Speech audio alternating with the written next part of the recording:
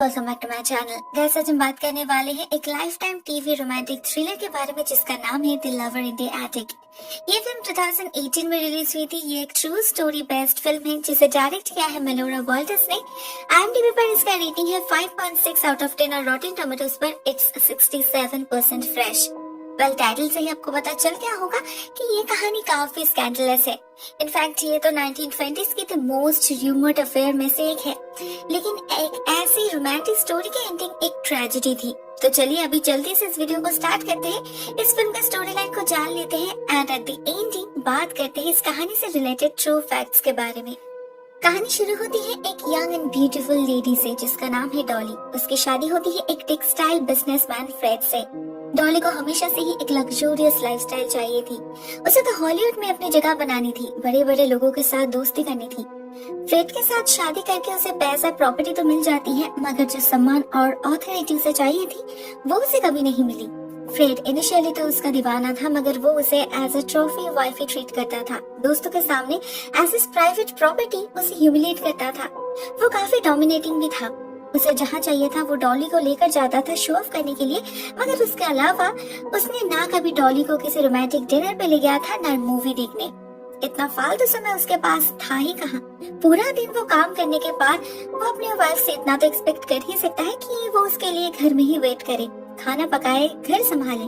बिल्कुल एक jealous husband की तरह वो हमेशा अपने बीवी को अपने मुट्ठी में रखना चाहता था। डॉली किसी और को देखे ये उससे बर्दाश्त ही नहीं होता। दूसरी तरफ डॉली इस लेविश लाइफस्टाइल को एंजॉय तो कर रही थी, मगर फ्रेड से वो बोर हो चुकी थी। कहाँ उसने एक रोमांटिक हस्बैंड एक्सपेक्ट की थी और कहाँ उसे ये आदमी मिल गया जिसे अपने मतलब अपनी खुशी और अपनी एक्सपेक्टेशन के बाहर कुछ दिखाई ही नहीं देता। हॉलीवुड जाने का सपना तो कब का टूट चुका था। डॉली जब उसके बिजनेस में अपनी थॉट्स इंक्लूड करने की कोशिश की तो उसे फ्रेड ने उसकी लिमिटेशंस याद दिला दी। मगर डॉली भी काफी शातिर थी। उसे पता था कि ऐसे चोरी छुपे ही सही अपनी कमी पूरी करनी है। एक दिन उसकी नजर पड़ती है उसके हस्बैंड के फैक्ट्री में काम करने वाला एक लड़का ओटो के ऊपर। वो रिपेयरमैन का काम करता था। सिर्फ 17 साल का था, डॉली से 15 साल छोटा, but who cares. Dolly intentionally अपनी सेविंग मशीन तोड़ देती है और अपने हस्बैंड से कहकर उसे रिपेयर करने का इंतजाम करवाती है। उसे तो पता था ऑटो ही आएगा, तो जैसे ही ऑटो आता है डॉली उसे अपने जाल में फंसा लेती है। वो भी कुछ ऐसे कि ऑटो उस घर में बार बार वापस जाने पर मजबूर हो जाता है। इनिशियली तो उस मशीन के पार्ट्स चेंज करने के बहाने, मगर बाद में विदाउट एनी एक्सक्यूजेस वो लोग मिलने लग जाते हैं। ऑटो को भली भांति पता था वो एक मैरिड वुमन के साथ रिश्ता बना रहा है। वो बार बार डॉली से कहता भी था कि अगर तुम फ्रेड के साथ खुश नहीं हो तो छोड़ दो उसे, मगर डॉली उसकी इन स्टूपिड बातों पर ध्यान नहीं देती थी। असल में बाय बर्थ डॉली काफी हम्बल बैकग्राउंड से बिलोंग करती थी। सिर्फ उसकी माँ थी जो उसका ख्याल रखती थी, मगर वो भी एक मेड थी, इसीलिए उसे हार्डली कुछ मिला है लाइफ में। तो शादी के बाद उसे ये जो कंफर्ट मिली है, इससे बाहर निकलने का सवाल ही उसके दिमाग में कभी पैदा ही नहीं हुआ। मगर उनका ये मिलना जुलना आसपास के लोगों का ध्यान जरूर खींचने लगा था। वो लोग हर रोज मिलने लगे थे। जैसे ही फ्रेड घर से निकल जाता था ऑटो हाजिर हो जाता था। तो आसपास के लोगों को तो शक होगा ही कि एक रिपेयरमैन हर रोज क्या रिपेयर करने आता है। डॉली उन्हें ये कहकर चुप करवाती थी कि ऑटो उसका स्टेप ब्रदर है, फ्रेड उसे पसंद नहीं करता, इसीलिए वो चोरी छुपे आता है। मगर सबके लिए ये कहानी एनफ नहीं थी। कुछ दिनों तक ऑटो बैकयार्ड से भी आने जाने लगा, मगर ये मामला धीरे धीरे रिस्की होने लगा था। तो डॉली एक फुल प्रूफ प्लान बनाती है।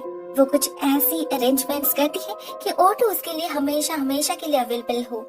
वो ऑटो को उसके एटिक में रहने का ऑफर देती है, जो ऑटो मान भी लेता है। असल में ऑटो का अनाथ है, उसका कोई परिवार नहीं है, ना कोई पूछने वाला।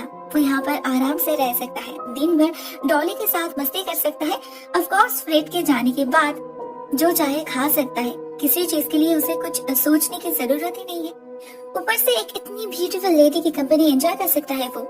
मगर इस सब के साथ साथ कुछ कंडीशंस भी थे, जैसे ऑटो कभी घर से नहीं निकल सकता, दुनिया के लिए उसे इनविजिबल हो जाना होगा, और रात में वो कोई आवाज नहीं कर सकता। ऑटो पहले तो ये प्रिजन लाइफ मानने से इनकार करता है, मगर डॉली उसके एडिक्शन बन चुकी थी। उसे पाने के लिए ऑटो कुछ भी कर सकता था। तो ऐसे ही दिन गुजरने लगे। मैक्सिमम टाइम ऑटो डॉली को खुश रखने का काम करता था और बाकी का समय वो कहानियां लिखता था। देखते देखते 9 साल बीत गए।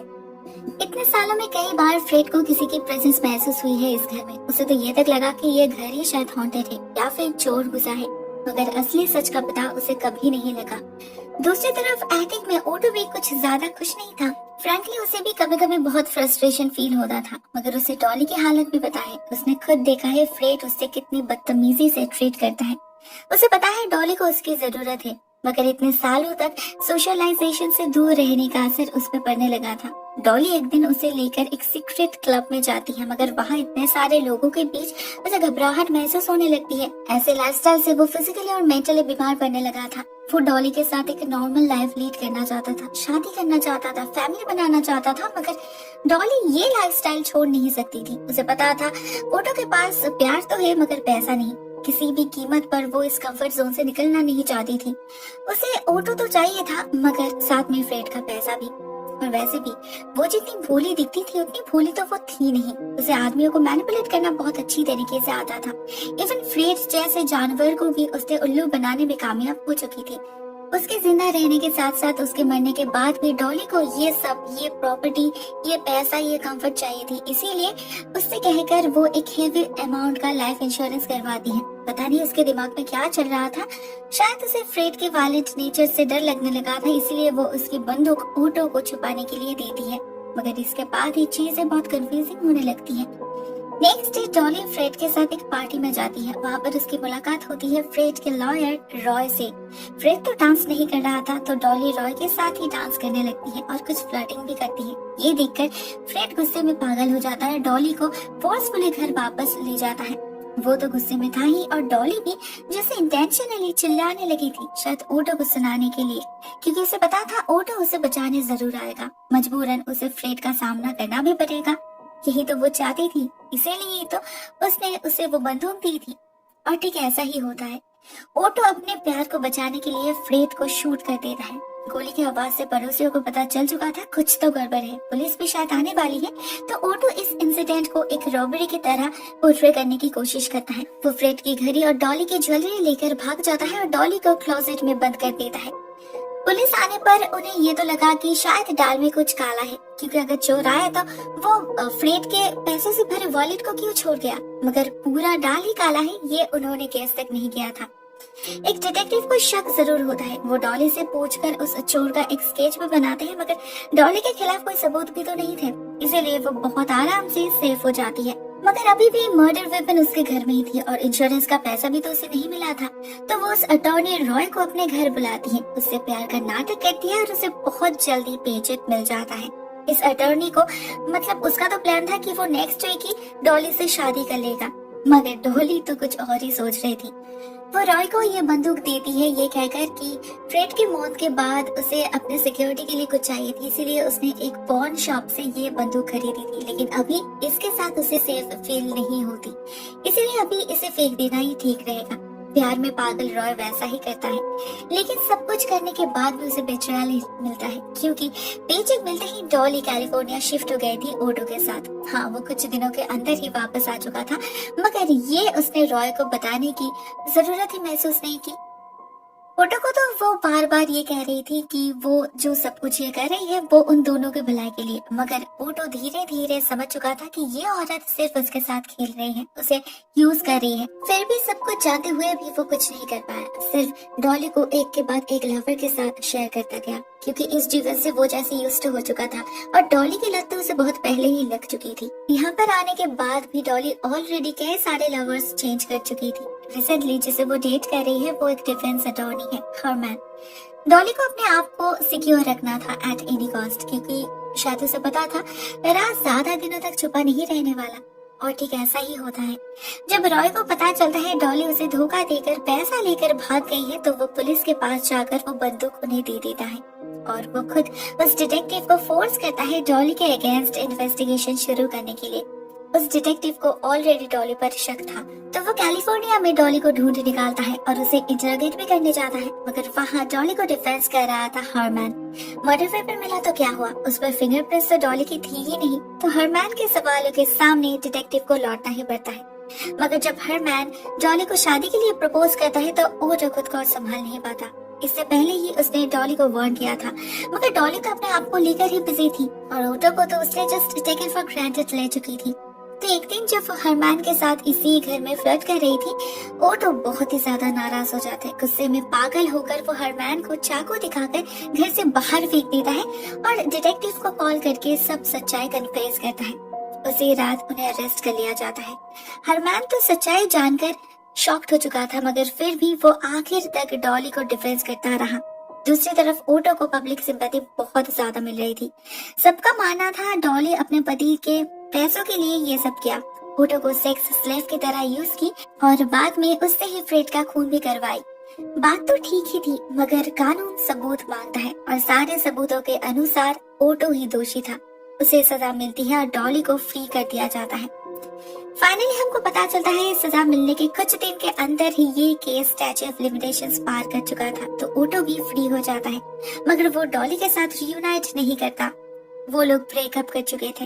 वो कनाडा वापस जाता है, अपनी किताब पब्लिश करता है और अपने तरीके से जिंदगी जीने लगता है, एक नए पहचान, एक नए नाम के साथ। दूसरी तरफ डॉली लॉस एंजलिस में ही रह जाती है, एक के बाद एक लवर्स के साथ एंजॉय करती है और 1961 में जब उसकी मौत होती है, ठीक उससे कुछ ही दिन पहले वो अपने फाइनल लवर से शादी भी करती है।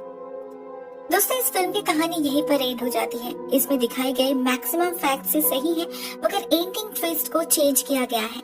इन रियलिटी फ्रेड की मौत के बाद नहीं, बल्कि उसके जिंदा रहते वक्त ही उसके साथ ही डॉली कनाडा से कैलिफोर्निया में शिफ्ट हुई थी।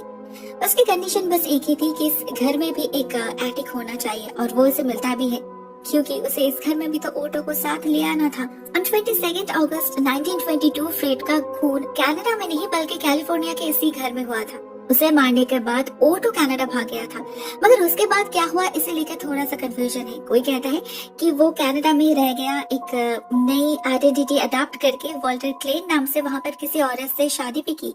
मगर र्यूमर ये भी है कि शायद वो कनाडा वापस आया था और फिर से एक बार डॉली का पालतू बनकर उसके एटिक में ही रह गया।